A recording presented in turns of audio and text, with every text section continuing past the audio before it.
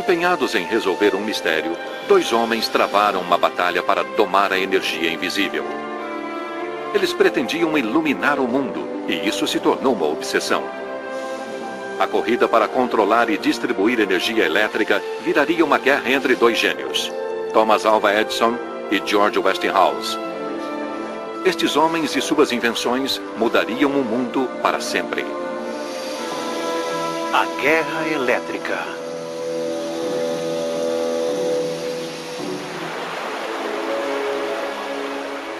As lendárias cataratas do Niágara, na fronteira do Canadá e Estados Unidos, são uma incrível fonte de energia. 120 anos atrás, geradores elétricos movidos pela imensa força das águas correntes começaram a utilizar o poder destas quedas.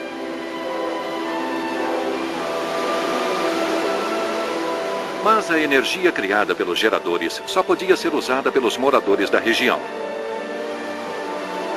Naquela época, não havia como distribuir energia elétrica para longas distâncias. Na primavera de 1890, a Comissão das Cataratas do Niágara ofereceu um prêmio de $100 mil a quem pudesse resolver este problema. Os inventores mais famosos da época responderam ao chamado, incluindo Thomas Alva Edison e seu rival, o magnata industrial George Westinghouse. Quem conseguisse coletar a energia das cataratas do Niágara e transportá-la até o estado de Nova York, ganharia não só o prêmio em dinheiro, mas também se tornaria o líder em tecnologia elétrica. Era o começo da Guerra Elétrica.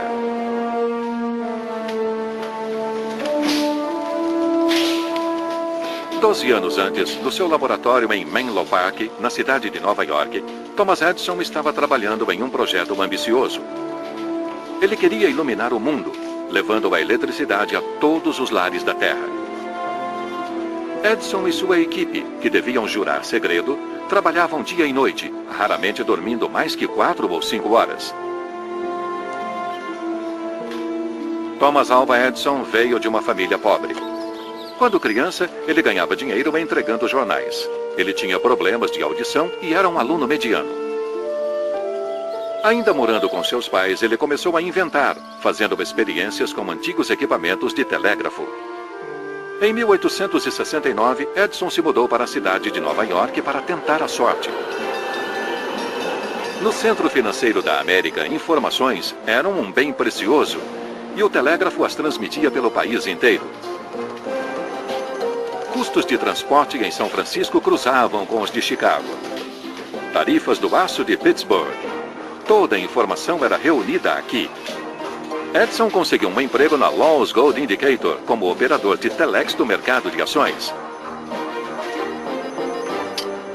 Um dia, quando a máquina de telex quebrou, Edison percebeu sua chance. Trabalhando sem descanso, não apenas consertou o equipamento, como fez vários ajustes, melhorando a máquina. Seu chefe ficou tão impressionado que deu ao surpreso Edison um cheque de $36 mil. Usando o dinheiro como capital inicial, Edison passou a trabalhar por conta própria. Em 1876, montou seu primeiro laboratório de pesquisas industriais. Menlo Park é a parte mais importante na vida de Edison. Ele ficou lá por apenas 5 anos. Quando se mudou, ele criou algo que não existia naquela época, um laboratório de pesquisa e desenvolvimento. Seu único objetivo era desenvolver novas tecnologias. Edison escreveu a um amigo dizendo, vou desenvolver uma grande invenção a cada 6 meses e uma menor a cada 10 dias. Havia muitas pessoas trabalhando em várias partes de um projeto, e essa era a novidade que ele criou em Menlo Park, o primeiro laboratório de pesquisa industrial. Edison nem imaginava que seu interesse em eletricidade o levaria a uma batalha de aptidões com um oponente poderoso.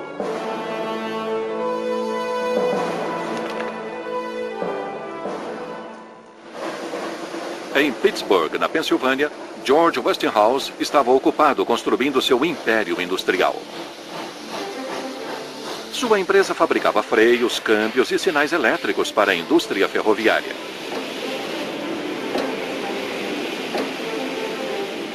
Westinghouse e Edison tinham quase a mesma idade. Assim como Edison, O jovem George também era um fracasso na escola, preferindo trabalhar na oficina de seu pai. Quando criança, era fascinado por mecânica e desenvolveu uma série de invenções de sucesso ainda jovem, como Edison. Uma delas surgiu após ele testemunhar uma catástrofe numa visita à sua cidade natal em 1866. Westinghouse viu dois trens indo em direções opostas no mesmo trilho. Os guarda-freios tentaram a qualquer custo evitar a colisão.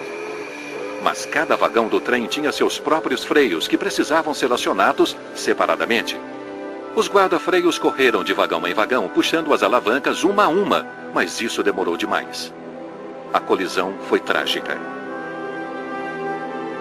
Westinghouse percebeu que se os freios de todos os vagões estivessem conectados a um sistema, os maquinistas só precisariam puxar uma alavanca principal para frear o trem.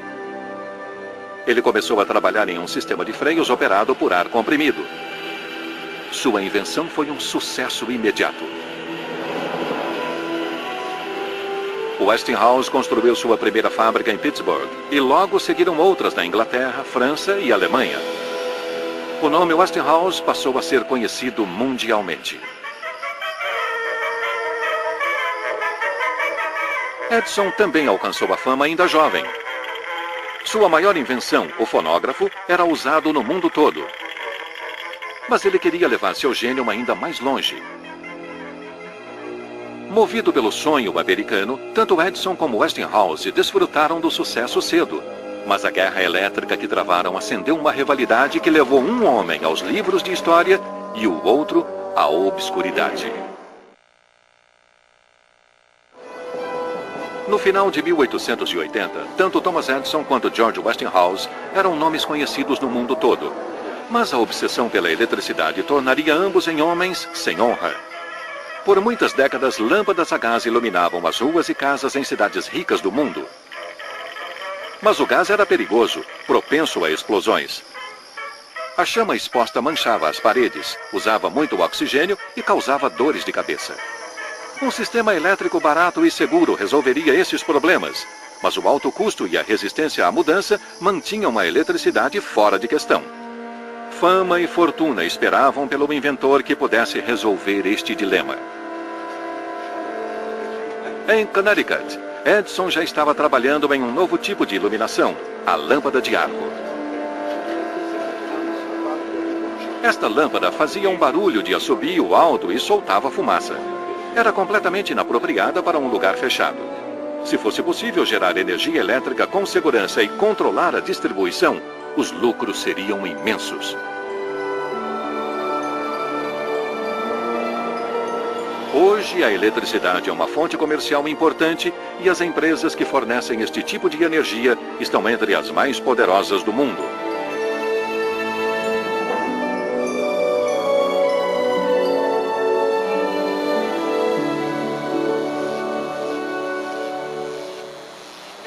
A energia se tornou objeto de especulação nas bolsas de valores.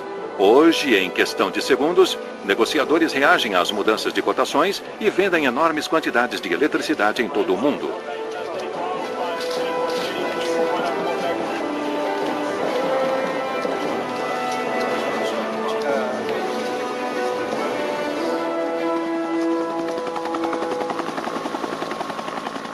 A base deste negócio é um sistema de distribuição eficiente. Eletricidade pode ser transmitida por toda a Europa, viajando por milhares de quilômetros. O sistema de distribuição é monitorado constantemente para estar sempre atualizado. Como regra, estações de energia na Europa são operadas a 60% de suas capacidades. Se uma estação perder sua força, as outras estações repõem a perda de energia, aumentando suas produções. O fornecimento de energia para toda a Europa é controlado em duas estações centrais, Brauweiler na Alemanha e Laufenburg na Suíça. O sistema de controle de Brauweiler coordena a distribuição de energia em toda a Alemanha e em cidades distantes e regiões industriais por todo o continente. Hoje, a rede elétrica pode fornecer até 380 mil volts. Mas, 120 anos atrás, esta tecnologia era um sonho distante.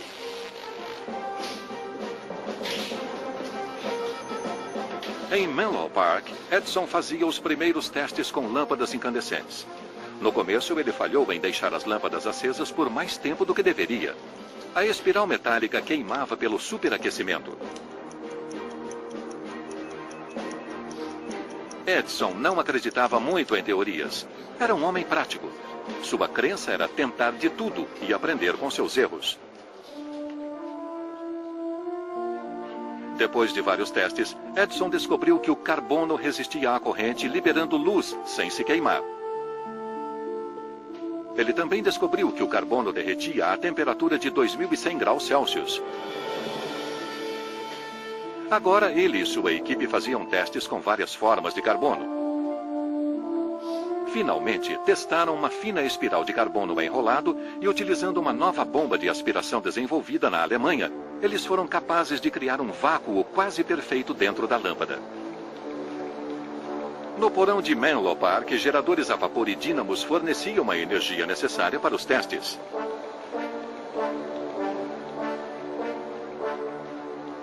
Finalmente, depois de meses de experiências, a equipe chegou a uma conclusão. A lâmpada com espiral de carbono durou 13 horas antes de queimar. Era um novo recorde. Em 1880, Thomas Edison recebeu a patente para a lâmpada com filamento de carbono, mas a um custo muito alto. O desenvolvimento da lâmpada custou $150 mil. Edison precisava de mais dinheiro. Ele queria construir um sistema completo, com interruptores, cabos fusíveis e geradores. Seus patrocinadores, porém, estavam céticos. Eles já haviam investido muito dinheiro por pouco retorno. Então Edison decidiu seguir sozinho, fabricando ele mesmo todos os componentes.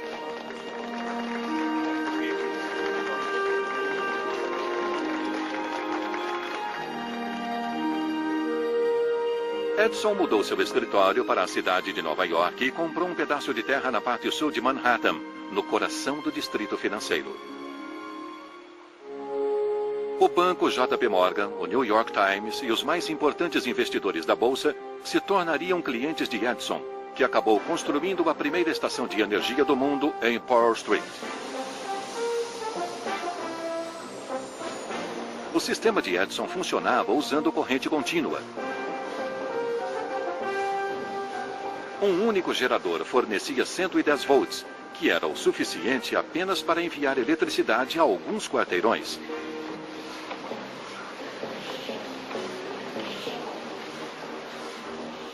Para fornecer energia para toda a cidade de Nova York, seria necessário construir estações de energia em quase todas as quadras.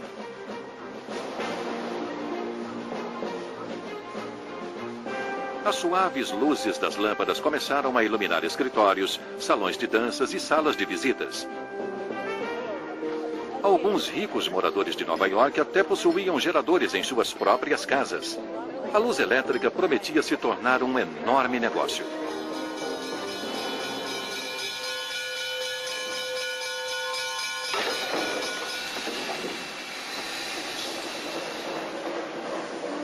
Enquanto isso, George Westinghouse trabalhava duro cruzando a costa leste dos Estados Unidos. Mas o sucesso da empresa de Edison, a General Electric, não escapava dos olhares de Westinghouse. A eletricidade continuava a crescer pelo país enquanto as ações de suas empresas de gás caíam. Westinghouse decidiu investir naquilo que era o negócio do futuro, a energia elétrica. Ele notou uma falha no sistema de corrente contínua de Edison. Percebeu que a corrente alternada seria a resposta para o problema e comprou empresas e companhias associadas a este novo sistema. A corrente alternada, AC, muda a direção na qual a eletricidade se move na velocidade de 60 ciclos por segundo. Usando um transformador, a voltagem pode ser aumentada ou diminuída quase sem perda. Isto possibilita a transmissão de energia a longas distâncias. Por outro lado, a corrente contínua, CC, vai somente em uma direção e a resistência aumenta de acordo com a distância. Em março de 1886, o moinho de água em Great Barrington, Massachusetts, tornou-se o local de testes que iriam revolucionar o comércio da eletricidade. O moinho fornecia energia a um gerador de corrente alternada pela primeira vez. A eletricidade era então convertida para alta voltagem com um transformador e enviada a 2 quilômetros até a cidade mais próxima, onde acendia as lâmpadas das ruas. Era um grande avanço. Com o tempo, Great Barrington se tornou conhecida. Em apenas 4 anos, os sistemas AC começaram a se tornar dominantes. Porque assim como as cidades cresciam, os subúrbios também cresciam. E para distribuir energia a essas áreas, ao invés de colocar uma estação em cada quadra, como no centro, agora você poderia fazer uma linha de distribuição para os subúrbios que surgiam. Esse método não era possível com o sistema de Edison. Enquanto isso, George Westinghouse controlava seu império de 29 empresas na região próxima de Pittsburgh, na Pensilvânia. A equipe de vendas de Westinghouse trabalhou sem parar e, em 2 anos, eles venderam 130 estações de energia de corrente alternada AC. Este novo sistema era mais econômico que o sistema de corrente contínua de Edison. Uma única estação de energia AC podia fornecer energia a uma grande área. Edison acusou seu concorrente de infringir sua patente. A guerra da eletricidade começava. Uma batalha por um enorme mercado futuro.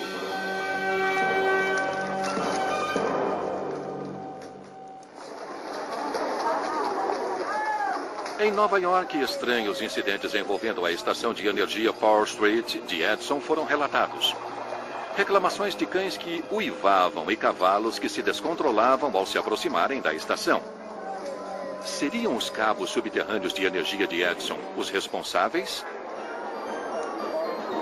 Edison iniciou uma campanha de marketing para provar que sua eletricidade de corrente contínua não era perigosa. Ele organizou um grupo de 400 homens para andar pelas ruas de Nova York com lâmpadas acesas acopladas a capacetes e com cabos passando pelas mangas conectados a geradores portáteis que seguiam o grupo. Edison não queria que o público tivesse medo da eletricidade. Ele queria que seu sistema de corrente contínua cobrisse toda a América.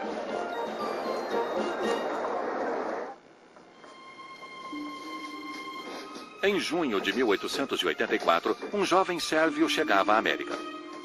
Ele teria um papel crucial na guerra da eletricidade. O jovem chegou com 4 centavos no bolso e uma carta de recomendação endereçada a Thomas Edison. Existem 2 gênios neste planeta, escreveu o responsável pelo escritório de Edison em Paris. Você é um deles e o outro está na sua frente. Seu nome é Nikola Tesla. Tesla trabalhava para a empresa de Edison em Paris como operador de telégrafo. No seu tempo livre, ele desenvolveu projetos para a energia AC, mas ninguém se interessou. Agora que veio até a América, ele esperava que Edison, o maior inventor do século, pudesse reconhecer seu potencial. Depois de ler a carta, Edison deu ao jovem um emprego. Mas logo ficou claro que os dois não podiam trabalhar juntos. Tesla estudou nas melhores universidades da Europa. Era conhecido por desafiar os professores com suas ideias ousadas. Com ambição e muito talento, deixou a escola para seguir a carreira de engenheiro elétrico. Tesla tinha uma habilidade mental incrível e, ao contrário de Edison, que insistia em documentar tudo, Tesla armazenava os resultados de suas experiências em seu cérebro, documentando somente o que achava necessário. Edison rapidamente ficou frustrado com seu jovem protegido.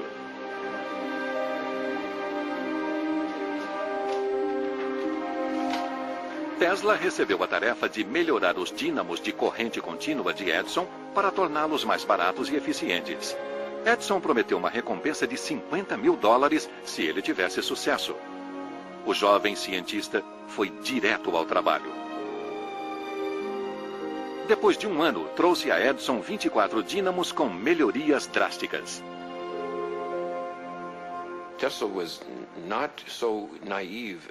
Tesla não era tão ingênuo a ponto de não entender seu valor. E quando Edison sugeriu a ele que trabalhasse nos dínamos de corrente contínua para receber uma recompensa em dinheiro no valor de $50 mil, ele aceitou imediatamente. Tesla aproveitaria esta oportunidade para se estabelecer em uma base técnica. E ele trabalhou duro por muitos meses. Eu diria que há um paralelo entre Edison e Tesla. Ambos eram viciados em trabalho. Eles trabalhavam por muitas horas. E depois de completar as melhorias nos dínamos, ele foi até Edison e disse: "O trabalho está feito. Onde estão os $50 mil?" E supostamente Edison teria dito: "Bem, Sr. Tesla, você ainda não entendeu o senso de humor americano." Ao invés da recompensa prometida, Edison ofereceu a Tesla um aumento de $9 por semana. Nikola Tesla ficou furioso. Ele achou a oferta de Edison desonesta e ofensiva e pediu demissão da General Electric.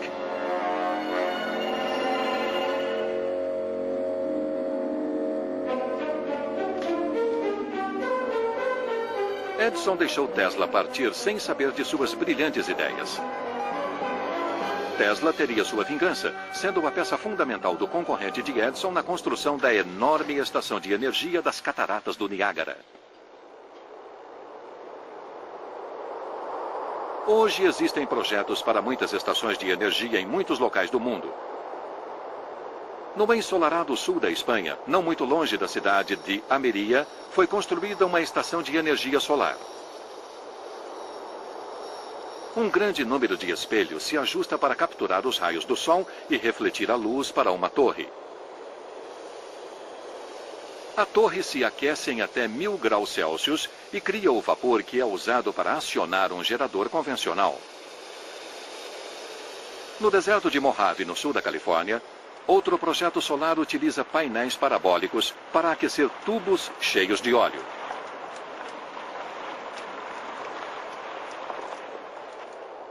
O óleo aquecido é usado para movimentar geradores elétricos.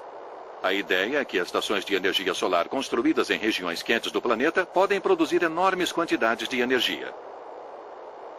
O lado negativo é que quanto maior a distância que a eletricidade tenha de percorrer, maior é a perda de energia. Os esforços para resolver este problema continuam. Um tubo de prata pura está sendo desenvolvido para se criar um cabo. O que parece ser um procedimento do dia a dia é, na verdade, tecnologia de ponta. Uma nova mistura de cerâmica no centro deste cabo dá propriedades revolucionárias de transmissão, sem perda de energia. Este novo tipo de cabo está sendo chamado de supercondutor.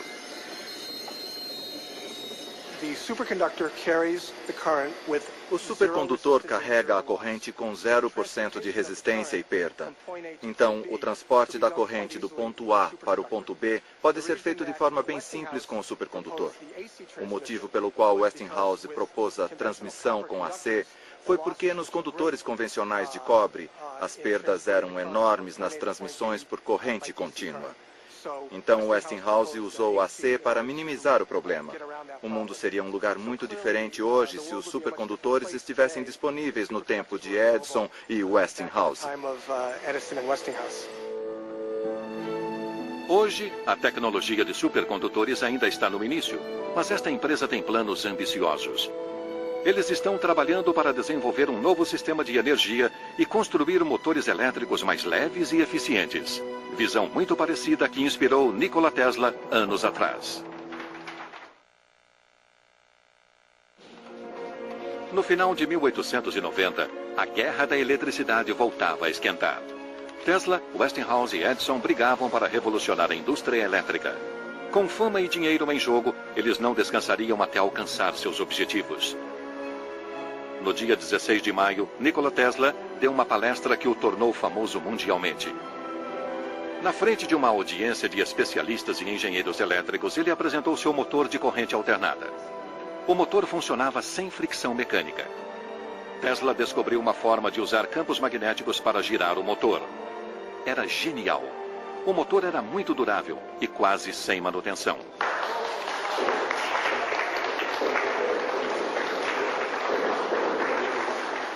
George Westinghouse assistiu à palestra naquele dia e ficou impressionado. Este motor era exatamente o que o seu sistema precisava.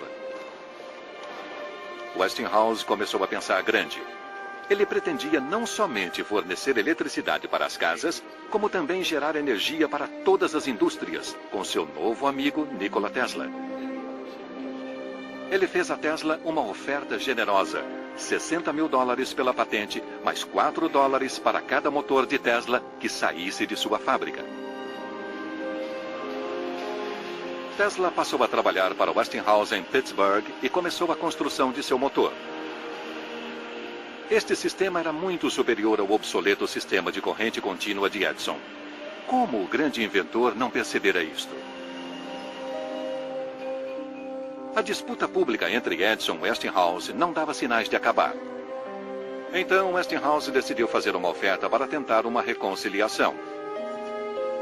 Ele sugeriu que as duas empresas se unissem. Ao invés de gastar energia e rancor na competição, eles poderiam trabalhar juntos na construção de um sistema perfeito.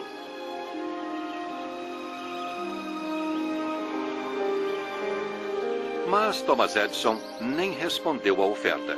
Ele abrira um novo laboratório em West Orange, em Nova Jersey, o maior centro de pesquisa industrial do mundo.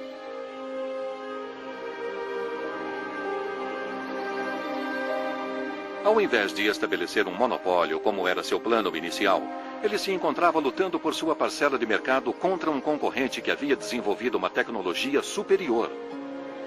Seus engenheiros o pressionavam para mudar para a corrente alternada, mas Edison já havia investido muito dinheiro, muito trabalho e muito orgulho. Afinal, ele era o grande Edison, o inventor do século. De seu escritório em West Orange, Edison lançou uma campanha de propaganda como a América nunca havia visto. Ele distribuiu panfletos que alegavam que a corrente alternada era vista como uma ameaça mortal. Seu objetivo era fazer com que o público em geral temesse o produto de seu concorrente.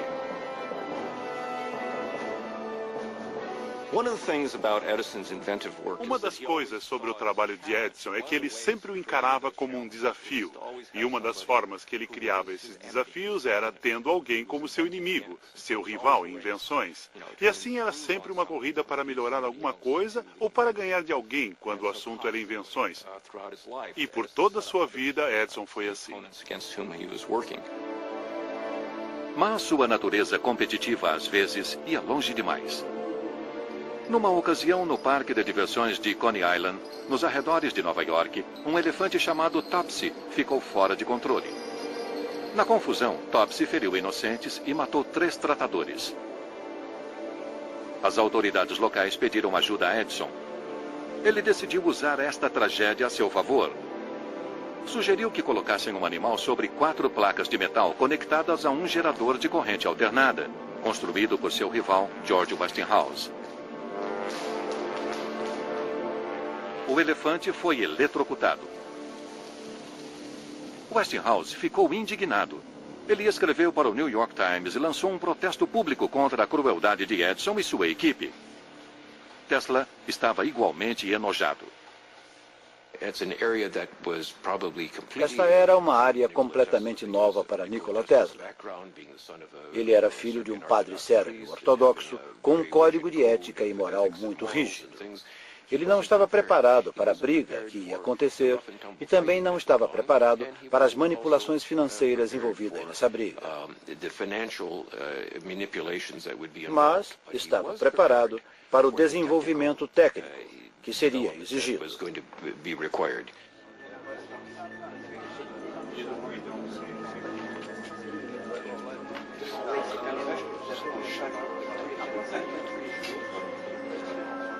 Tesla respondeu ao desagradável conflito à sua maneira. fazendo incríveis demonstrações públicas que enfatizavam a segurança de suas invenções.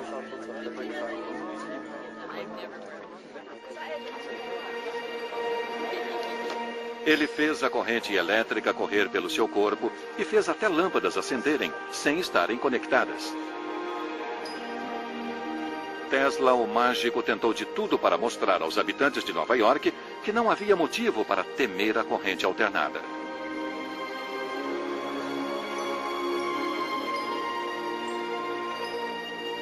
Então, Edison recebeu um pedido do comissário da cidade de Nova York que causou mal-estar. Sua solução para o elefante louco em Coney Island deu ao comissário uma ideia. Execuções por enforcamento eram consideradas ultrapassadas e desonrosas para uma nação moderna. Seria possível utilizar a eletricidade? Edison respondeu que a eletricidade poderia ser usada para execuções, mas que só a corrente alternada serviria a este propósito. Ele foi além, dizendo que o gerador Westinghouse seria perfeito para a tarefa. Em maio de 1889, William Kemmler foi condenado por assassinato. Sua pena, execução por corrente elétrica. Kemmler foi o primeiro homem a receber esta sentença. Edison sugeriu que o método fosse chamado de eletrocução, ou, maldosamente, dar um Westinghouse a alguém. Quando Westinghouse soube das notícias, contratou um advogado com a missão de provar em público que era cruel e desumano matar um criminoso com a eletricidade. O Westinghouse tentaria de tudo para evitar que a execução acontecesse. Ele temia que a eletrocução rotulasse a corrente alternada como uma arma mortal, destruindo seus negócios. Depois de 14 meses, a controvérsia chegou a um final. A conclusão. Uma corrente de 1000 volts daria fim à vida de Kemmler.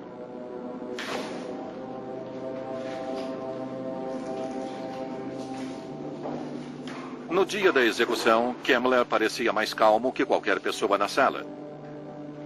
Ele pediu aos guardas que certificassem que ele estava bem preso à cadeira.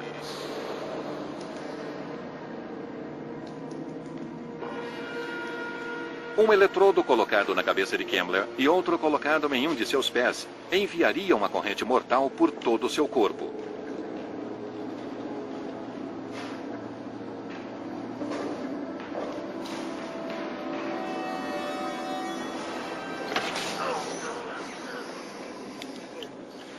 A execução foi um desastre. 1000 volts não foram suficientes. E ninguém sabia por quanto tempo a corrente teria de correr pelo corpo humano para matar uma pessoa.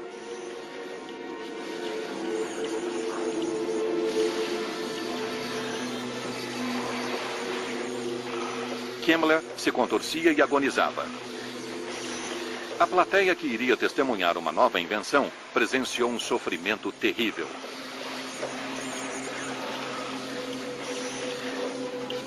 Os jornalistas se afastaram horrorizados.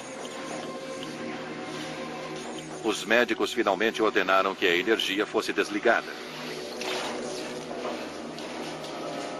Quando examinaram Kemmler, eles ficaram chocados em constatar que ele ainda estava vivo.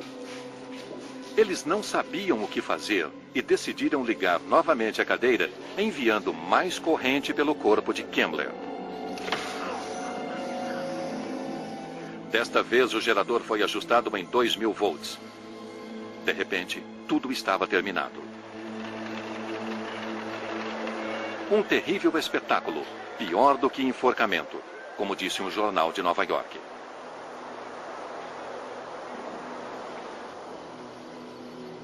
George Westinghouse também ficou chocado. Deviam ter usado um machado, foi seu comentário. A batalha com Edison havia ido longe demais, e a guerra estava longe de acabar.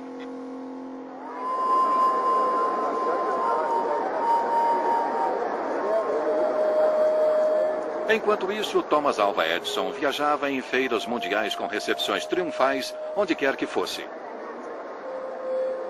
Por toda a Europa, pessoas comentavam sobre Edison e sua luz mágica. Em Paris, ele banhou em luzes brilhantes o Champ de Mars. De volta à América, um projeto ainda maior o aguardava.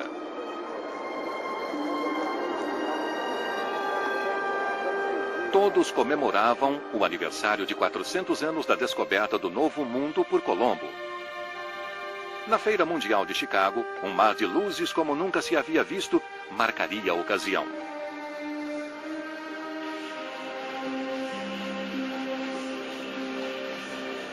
Edison desenvolveu uma máquina que produzia lâmpadas quase automaticamente.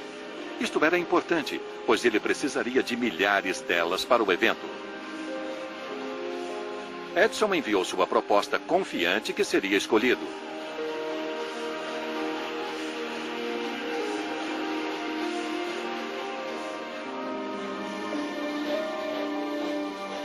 Porém, George Westinghouse enviou uma proposta $500 mil mais barata e ganhou o contrato. Mas Westinghouse errou em não consultar seu banco quando fez a proposta. Ele agora devia a Nikola Tesla $12 milhões em honorários e comissões por seus contratos. O Westinghouse estava prestes a falir. Atormentado, ele explicou a Tesla sua situação. Para pegar o trabalho da Feira Mundial de Chicago, ele precisaria de todo o dinheiro que dispunha.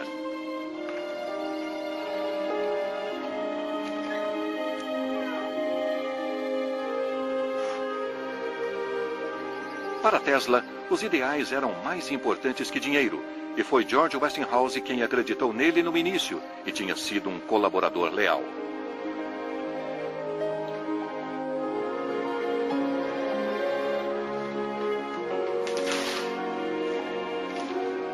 Tesla rasgou o acordo, e eles teriam somente alguns meses para se preparar para a Feira Mundial. Mas Edison não ia ceder facilmente. Ele recusou-se a permitir que suas lâmpadas fossem usadas. O Westinghouse tinha 5 meses para produzir 250 mil lâmpadas. Sua equipe trabalhou até o último dia e conseguiu executar a tarefa.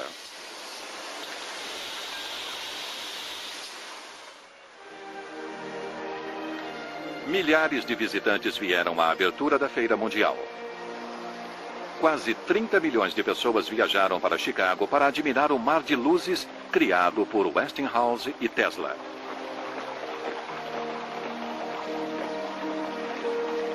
Era uma vitória para o sistema de corrente alternada e um triunfo para George Westinghouse.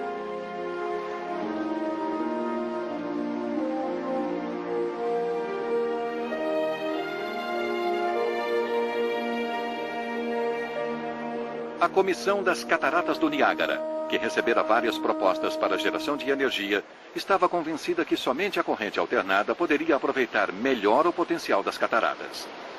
Westinghouse, então, ganhou o contrato para desenvolver a usina das Cataratas do Niágara.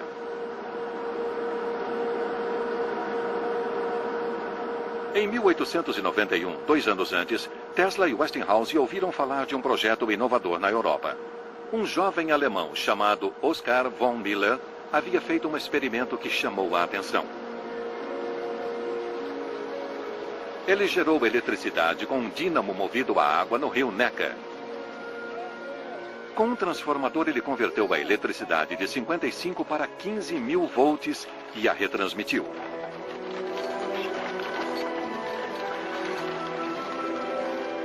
Ele construiu a primeira linha de transmissão e levou a eletricidade para a cidade de Frankfurt, a 175 quilômetros de distância. Lá, ela seria utilizada para acionar 1000 lâmpadas e uma cachoeira artificial, um feito que repercutiu do outro lado do Atlântico.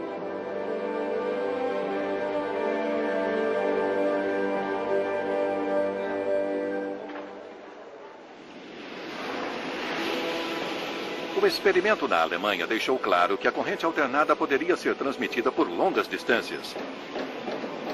A companhia elétrica Westinghouse utilizou a ideia de von Miller no projeto da usina de Niágara. E Nikola Tesla desenvolveu os mais poderosos geradores e turbinas já vistos.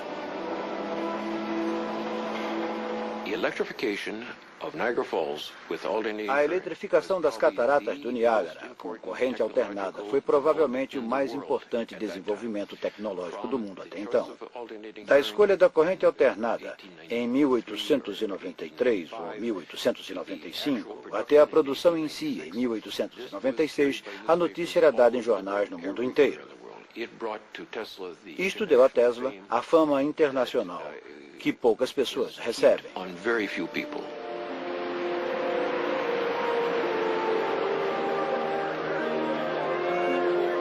No dia 15 de novembro de 1896, a usina das Cataratas do Niágara foi inaugurada oficialmente.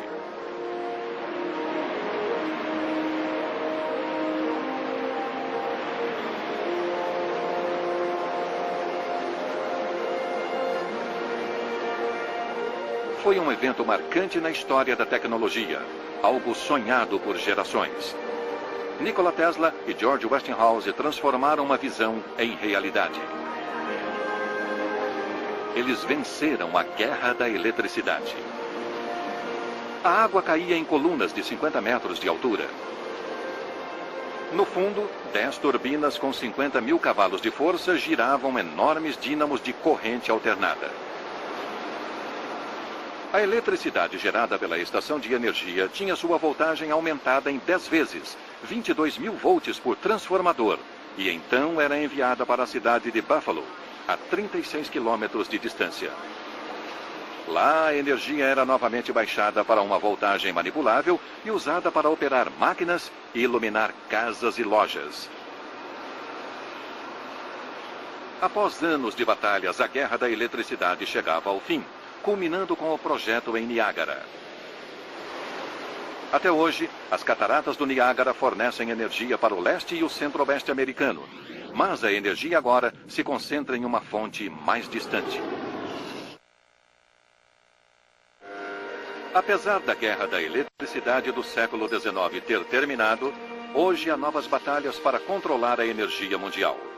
Com recursos limitados na Terra, cientistas e inventores modernos estão buscando respostas no Sol. Na Alemanha, o Instituto Max Planck de Física Plasmática vem conduzindo pesquisas de fusão nuclear há 40 anos. Hoje, 1000 pessoas trabalham na construção de uma estação de energia de fusão. Seu objetivo é produzir energia a partir do núcleo atômico da mesma forma que a energia calórica é criada no centro do Sol. Mas ainda é muito experimental. Os riscos da fusão nuclear são bem menores do que os riscos da fissão nuclear e produz menos lixo radiativo. Se os cientistas puderem controlar a fusão nuclear, será possível produzir quantidades inimagináveis de energia. Até agora, fusão nuclear é somente uma teoria. Os cientistas conseguiram produzir fogo de plasma que durou apenas alguns segundos. Um teste está prestes a ser executado. A fusão de um núcleo atômico exige uma temperatura de 100 milhões de graus Celsius. O plasma é aquecido utilizando-se tecnologia parecida com a do forno de micro-ondas. O combustível neste teste é um gás ionizado, plasma composto dos elementos deutério e lítio. Já que nenhum material conhecido pode suportar o calor do fogo de uma fusão nuclear, o plasma ficará flutuando na câmara de combustão por um campo magnético extremamente forte, produzido por espirais supercondutoras. No começo do século XX, Nikola Tesla criou o espiral Tesla, que gerava incríveis quantidades de energia. Depois do sucesso da estação de energia das Cataratas do Niágara, Tesla almejou o futuro. Perto de Nova York, ele deu início a um projeto revolucionário, onde pretendia transmitir energia de torres para navios e máquinas sem fios. Mas não funcionou. Sua visão ainda está para se tornar realidade. A vitória de Westinghouse na guerra da eletricidade fez da sua empresa um sucesso internacional. Ele chegou a ter 50 mil funcionários. Os custos de expansão eram enormes, mas Westinghouse não tinha patrocinadores. Em 1907, a Bolsa de Valores americana quebrou e os bancos cortaram seus créditos. George Westinghouse foi deixado com uma dívida de 72 milhões de dólares. Ele foi forçado a entregar o controle de sua empresa. O trabalho de sua vida desmoronou a seus pés. Por outro lado, Edison já trabalhava em novas invenções. Mas ele ainda amargava a derrota para a corrente alternada. Nos anos 20, Edison foi homenageado pelo aniversário de 50 anos da invenção da lâmpada. As pessoas atribuíram a ele tudo o que era elétrico, inclusive os sistemas de corrente alternada que todos estavam usando. O próprio Edison, nos anos 20, continuava contrário a esse sistema. E ele nunca aceitou o fato de que esse sistema era melhor que o seu.